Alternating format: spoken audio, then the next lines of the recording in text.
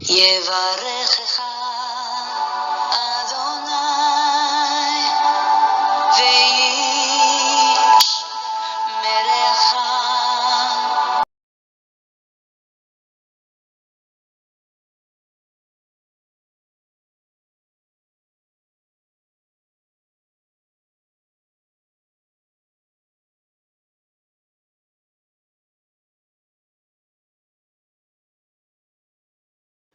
할렐루야. 오늘도 우리 코에 생명을 주신 창조주 하나님 여호와 우리 아버지를 송축합니다. 우리의 영원한 구원자이신 예수 그리스도, 그 찬송받으시기에 합당하신 그 이름의 찬양을 올려드립니다. 우리 안에서 오늘도 열심으로 일하시며 우리를 아름답게 다듬어 가시는 성령 하나님의 그 끊임없는 역사하심과 우리를 향한 긍휼과 사랑을 찬양합니다. 오늘 1일 발구 성경 장별 강해 오늘 207번째 시간입니다. 오늘은 여호수아 20장 말씀을 함께 공부하도록 하겠습니다. 오늘 제목의 말씀은 도피성에 관한 규례입니다. 자, 이제 우리 19장까지 이 가나안 땅 정복을 끝내고 그리고 땅 분배를 모두 마치는 장면을 우리가 살펴보았습니다. 그래서 오늘 이제 20장에서는요, 이스라엘 백성들에게 하나님이 도피성을 이렇게 준비하라고 말씀하시는 내용이 나오는데요. 이미 앞부분에서 한 두어 차례 이미 나왔었습니다. 우리가 언제 이 도피성을 공부했었냐면 민수기 35장에서 한번 공부를 했었고, 그 다음에 신명기 4장에서도 이 도피성에 대한 이야기가 벌써 두 차례나 나왔었습니다. 그래서 오늘 이제 또 다시 한번 나오는데요. 여호수아서 20장에서 한번 또 나오게 됩니다. 그리고 나중에 이제 그 역대상에 가면 또 하나님께서 이 도피성에 대한 이야기를 또 하시는데요. 이미 정해놓으신 것에 대한 그런 이제 반복적인 이야기겠죠, 이때는. 그래서 제일 먼저 도피성에 대한 규례가 나온 것은 민수기 35장인 것으로 우리는 그렇게 기억합니다. 자, 이 도피성을 통하여 하나님께서 우리에게 무엇을 알려주시기를 원할까요? 우리 하나님 하면 구약에 나타나는 여호와 하나님은 이 많은 사람들이 생각하기를 아주 죄인들을 심판하시는, 이 죄인을 심판하시는 아주 냉엄한 그런 심판주로서의 우리 하나님 여호와를 자꾸 생각하는데요. 이 도피성을 통해서는 우리 하나님께서 죄인의 구세주라는 것, 죄인을 구원하신다는 것을 또한 알려주시는 내용이 바로 도피성에 관한 규례입니다. 그래서 하나님이 도피성을 두신 이유는 하나님의 그 땅이, 하나님이 이 자기 백성을 위하여 주신 이 가나안 땅이 정의로운 땅이 되기를 원하신다. 이것을 우리에게 자세히 알려주시고요. 그래서 인간의 어떤 감정에 치우친 복수가 이 땅에 있어서는 안 된다. 그래서 하나님의 백성의 하나됨을 깨트리는 일이 일어나서는 안 된다. 철저하게 하나님의 공의가 강같이 하수같이 흐르는 땅이 되어야 하고, 감정에 치우친 또 오해에 기인한, 또 그 사람의 중심을 알지 못하고 그냥 겉으로 나타난 살인 행위만 바라보고 복수심에 불타서 그렇게 형제를 죽이는 그런 일이 일어나므로 언약 공동체가 균열되고 분열이 일어나는 것을 예방하기 위함입니다. 그래서 이 도피성에 관한 규례에서 또 두드러지게 나타나는 것은 우리가 뭘 보냐면, 하나님께서는 뭘 보신다?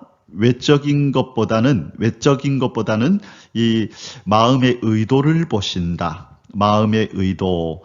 그래서 어떤 사람이 사람을 죽이는 행위를 했다 할지라도 그냥 살인 행위를 했다는 외적인 모습만 가지고 그 사람을 처단하지 말고, 그 마음의 의도가 고의가 아니었다면, 의도가 없었다면 그 사람을 용서해야 한다라고 하나님께서 말씀하시는 거죠. 그래서 하나님은 외적인 것을 보고 판단하시는 분이 아니라 마음의 의도를 중요시 여기신다는 것을 우리에게 보여주시는 바로 그 내용이 이 도피성에 관한 규례입니다. 그래서 우리 하나님께서는, 우리 주님께서는 이 눈으로 보이는 대로 판단하지 않고 귀로 들리는 대로 그렇게 판단하지 않는다는 말씀을 이 이사야서 11장 1절 이하에 보면 그런 말씀을 하셨습니다.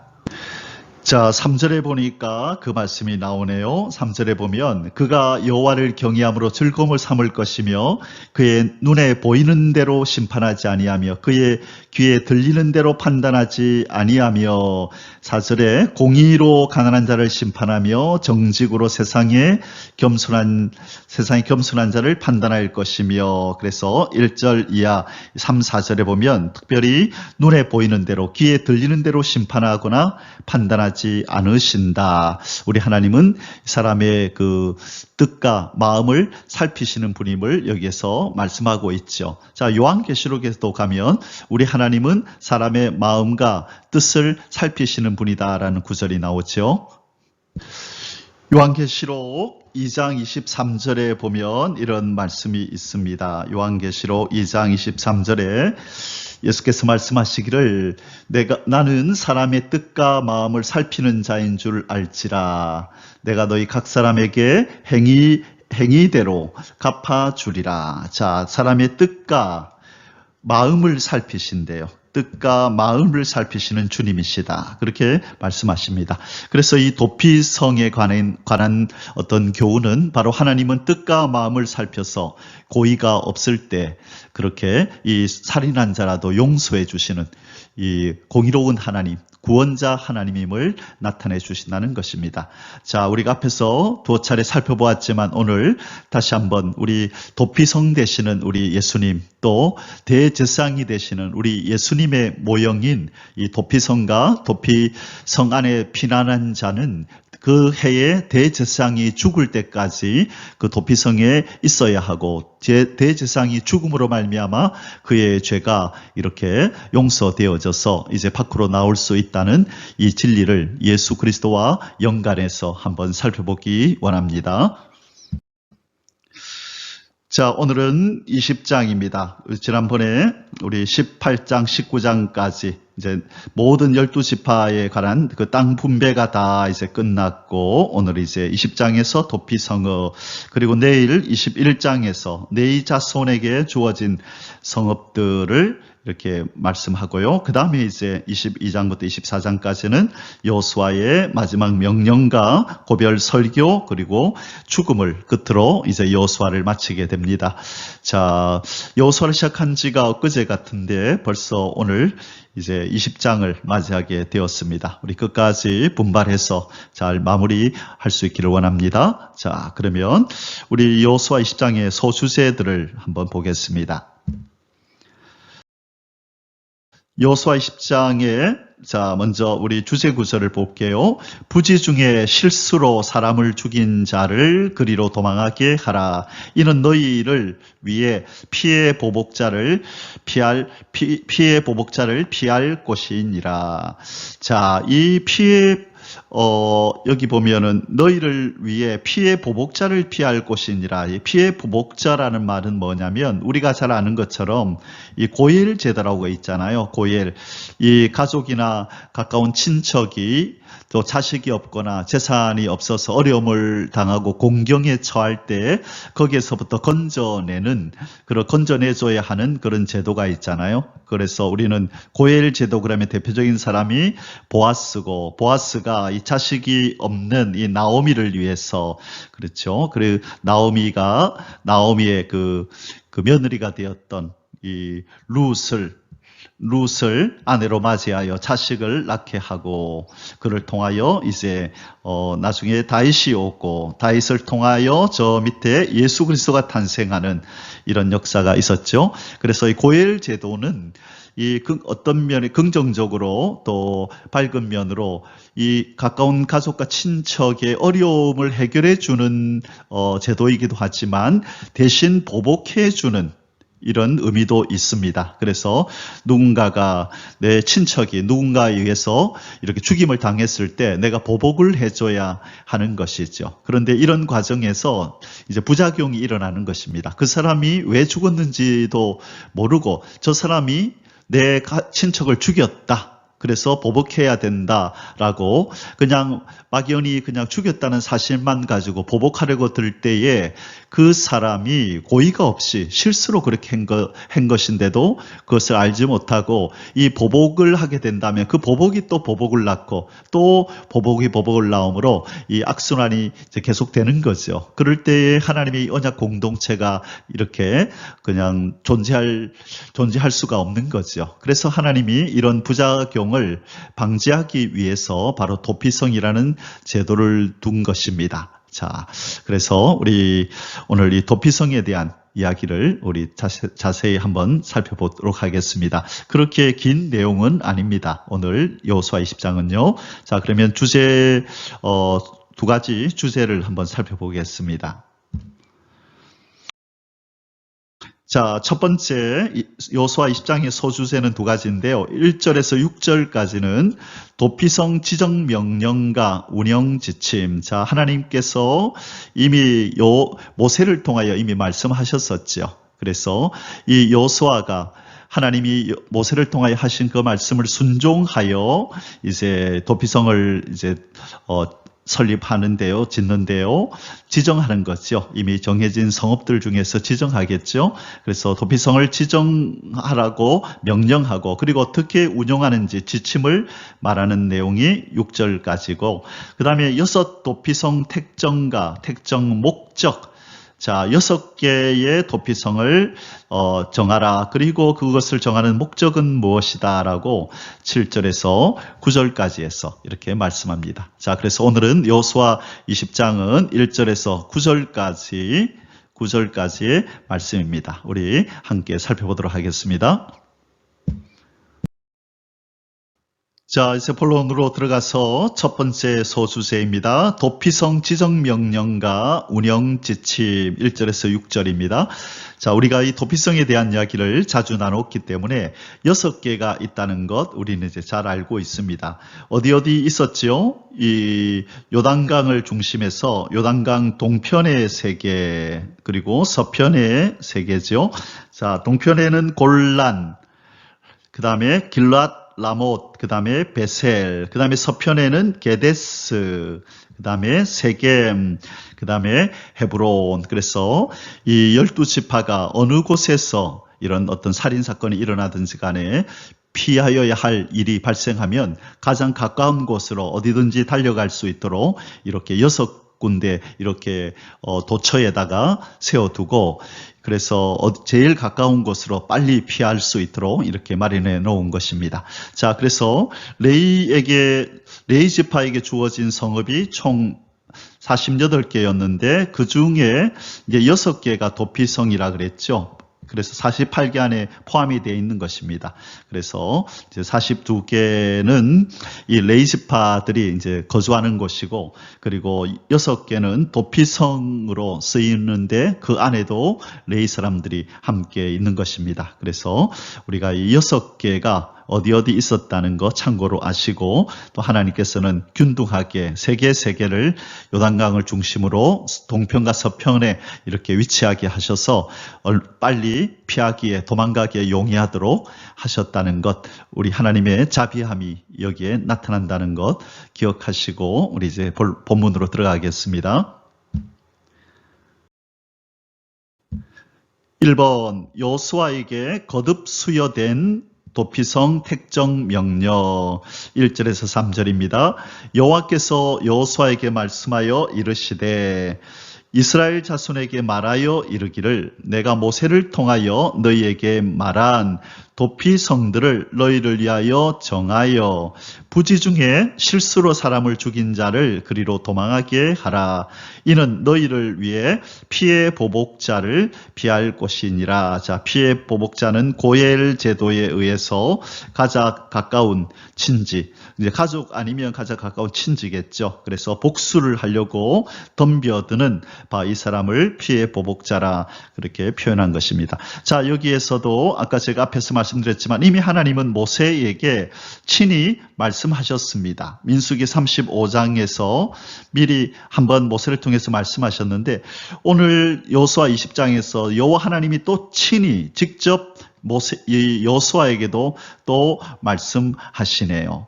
자, 그래서 이 도피성 제도는 모세가 또는 여호수아가 이렇게 개인적으로 창안한 그런 어떤 제도가 아니라 하나님께서 친히 계획하시고 설계하신 하나님의 거룩한 제도라는 거예요. 하나님이 만드신 거룩한 제도라는 것을 우리는 기억해야 합니다. 그리고 하나님께서 이제 그 실수로 사람을 죽인 자를 그리로 도망하게 하라 하실 때에 여기서 우리는 뭘 보게 되냐면 하나님은 이 사람이 실수로 그러는지 아니면 고의로 그러는지 하나님은 다 아시고 보신다는 것을 의미하는 거예요. 바로 하나님께서 부지 중에 실수로 사람을 죽인 자라는 표현을 할 때에 우리 하나님은 다 보시고 아시고 인간의 의도까지도 다 파악하시기 때문에 그가 실수로 그랬는지 고의로 그랬는지를 안다는 거예요. 그래서 이 땅에서 일어나는 모든 사건들, 또 질서, 인간관계, 이 모든 일들의 또 사건, 사고, 이 일에 하나님은 간섭하시고 하나님의 뜻 가운데서 이 지구 땅의 역사를 운영하신다는 것을 우리는 알게 되는 것입니다. 특히 하나님께서는 자기의 백성들의 안전과 보호를 위해서 이렇게 졸지도 주무시지도 않고 불철주야 일하고 계신다는 것을 이 도피성 제도를 만드시는 이 하나님을 통하여서 우리는 알게 되는 것입니다. 자, 우리가 잘 아는 그 구절이 있죠. 시편 121편 4절에 이스라엘을 지키시는 이는 졸지도 아니하시고 그 다음에 또 뭐도 안 하시고 주무시지도 않으시리로다라고 말씀하십니다. 우리 하나님께서는 자기 백성을 이렇게 지키신다는 거죠. 그래서 바로 자기 백성이 실수로 한 이 살인 때문에 무고하게 그가 피해를 당하지 않도록 자기 백성을 지키시고 보호하시는 하나님의 그 사랑의 손길에 의해서 이 계획되어진 것이 바로 도피성 제도다. 하나님의 자비로움이 그 사랑이 여기에 배어 있다는 것을 우리는 기억해야 하는 것입니다. 많은 이들이 오해하기를 구약에 나타나는 하나님은 너무 잔인하고 냉엄하다. 이 죄를 그냥 용서하지 않고 무조건 다 심판해버리고 처벌하신다. 맞죠? 하나님은 공의로우신 분이죠. 그래서 구약을 통해서 하나님이 우리에게 계시하시는 하나님의 성품은 공의입니다. 죄의 싹은 사망이고 죄를 지은 자는 반드시 하나님의 공의의 법에 의해서 처단을 받고 심판을 받는다는 것을 보여주는 것이죠. 자, 그러나 그 하나님만 나타나는 것이 아니라 하나님은 용서하시는 죄를 용서하시고 죄인을 구원하기를 원하시는 사랑의 하나님도 되신다는 것을 보여주는데 바로 이 도피성 지정 명령이 바로 이 하나님의 이 죄인을 사랑하시고 그들을 구원하기를 원하시는 사랑의 하나님에 대한 그 성품이 드러난다는 것입니다. 이번 도피성 운영 지침. 자, 20장 4절에서 6절입니다. 이 성읍들 중에 하나에 도피하는 자는 그 성읍에 들어가는 문 어귀에 서서 그 성읍의 장로들의 귀에 자기의 사건을 말할 것이요. 그들은 그를 성읍에 받아들여 한 곳을 주어 자기들 중에 거주하게 하고, 자, 도피성 가장 가까운 곳으로 이제 피하기 위해서는 그 도피성의 가장 가까이에 있는 문 어귀에 서서 그 성읍, 그 도피성이 있는 성읍의 장로들을 만나서 무슨 사건이 있었는지, 그리고 그가 고의로 그 사람을 죽이지 않았음을 말하라는 것이죠. 그럴 때에 그 장로가 그 사람을 성읍에 받아들여서 그 도피성으로 들여보내서 거주하게 하라, 그 말씀입니다. 피해 보복자가 그의 뒤를 따라온다 할지라도 그들은 그 살인자를 그의 손에 내어주지 말지니 이는 본래 미워함이 없이 부지 중에 그의 이웃을 죽였습니다. 자, 피해 보복자가 고엘 제도에 의해서 이 살인자를 내놓으라고 쫓아와도 절대로 이 살인자를 이 도피성으로 피한 이 사람을 내어주면 안 된다라고 법으로 정한 것입니다. 그 살인자는 회중 앞에 서서 재판을 받기까지 또는 그 당시 제사장이 죽기까지, 자, 이 중요한 내용이 나왔죠. 재판을 받기까지. 그래서 억울하게 이렇게 처단을 받는, 처형을 당하는 일이 없도록, 그래서 자기의 무고함을, 이것이 실수였음을, 고의가 아니었음을 재판장 앞에서 정확하게 진술하고, 그죠?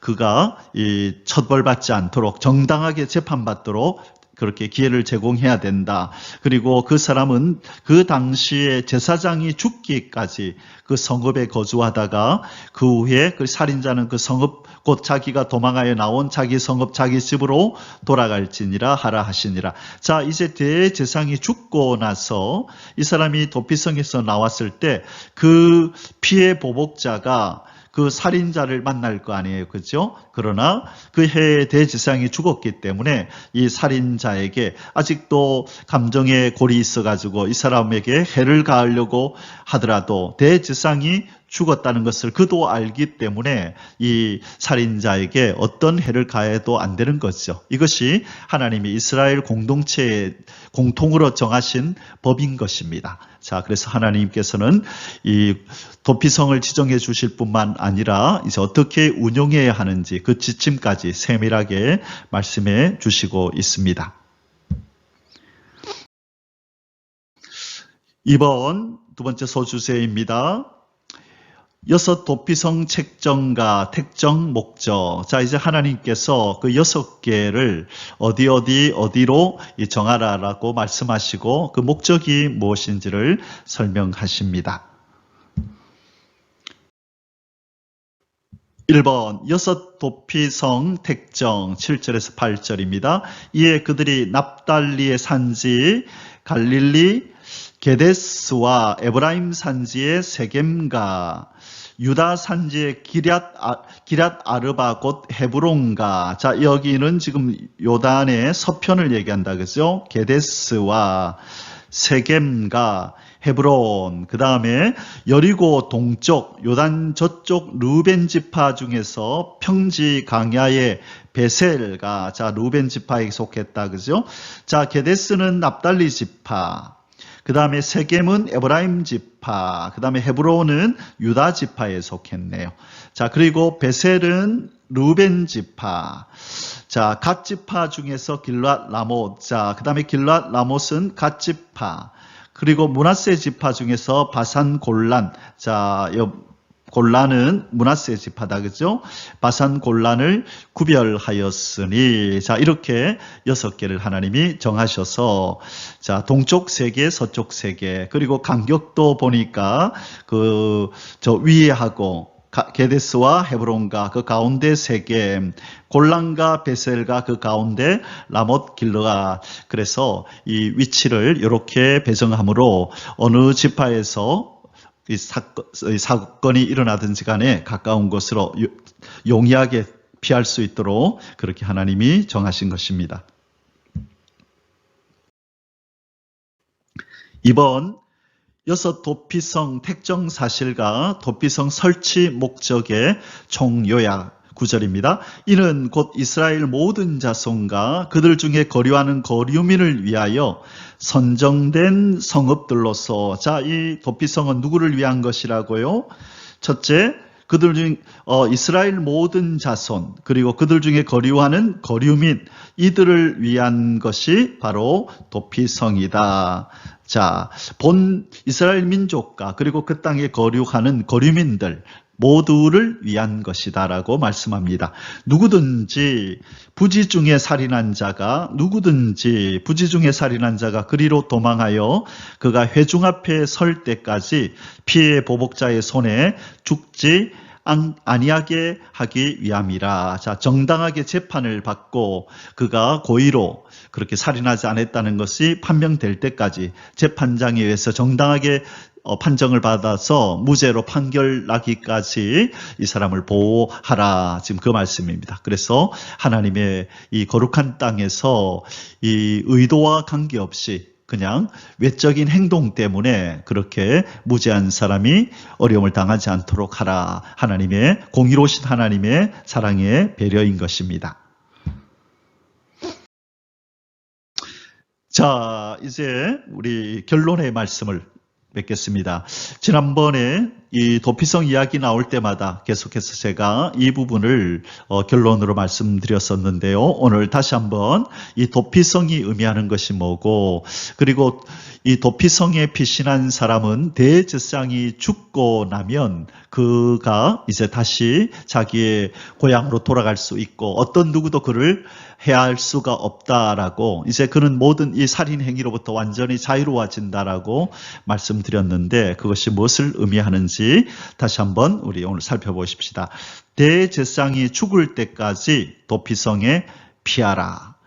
대제사장 예수 그리스도의 죽음으로 죄인이 사함을 받게 된다라는 것의 모형인 것입니다. 자, 이 도피성에 피한 이 살인자가, 그래서 자기는 고의가 아닌데도 불구하고 피해 보복자가 그를 죽이려고 지금 덤벼들잖아요. 그래서 아직도 지금 살기 등등한 피해 보복자가 성 밖에서 그를 노리고 있지만, 그러나 대제사장이 죽을 때에 이 살인자는 자유를 얻게 되는 것입니다. 그래서 대제사장이 죽는다. 그것이 무엇을 예표한다고요?